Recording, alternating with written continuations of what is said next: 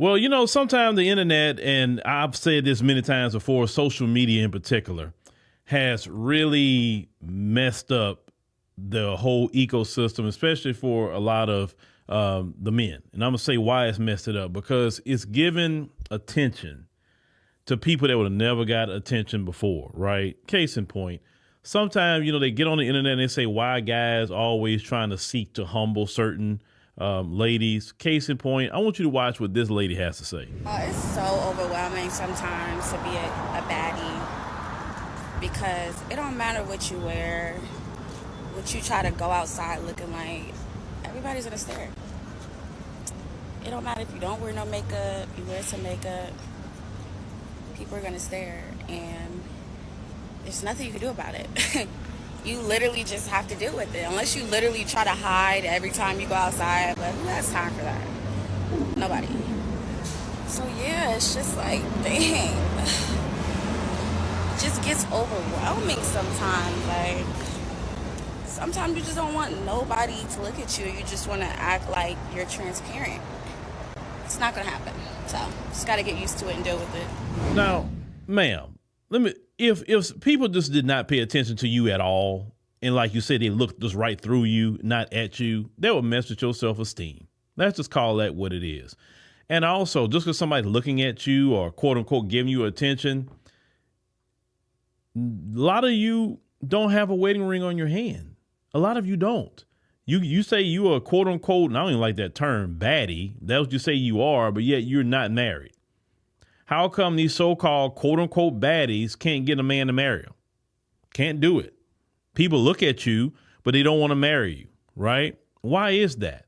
Because when they get to know you as a person and they see your personality, they get over the exterior real quick and they see you just really not a good person to be around. You're arrogant. You think more of yourself than what you should. You can be perceived to think you're better than other people, and men see that. And so after men get past the exterior, they deal with your interior. Let me tell you something. There's no amount of makeup. There's no amount of plastic surgery. There's no amount of hair. There's no amount of anything. Even if you go to the gym every day and work out, it don't matter. If you notice all the ones that people talk about, the quote unquote 8, 9s, and 10s, you notice a lot of them don't even have a wedding ring on their hand. A lot of them don't. Why? And I say quote unquote because that's subjective. Everybody has what they think what numbers people be in, right? A lot of times they don't have a wedding ring because men just get over it real quick. Yes, that's how you pull a man in with the visual, but how you keep a man is the internal. Make sense? And because you didn't work on the internal and made sure this was good, so you need to work on yourself from here first out.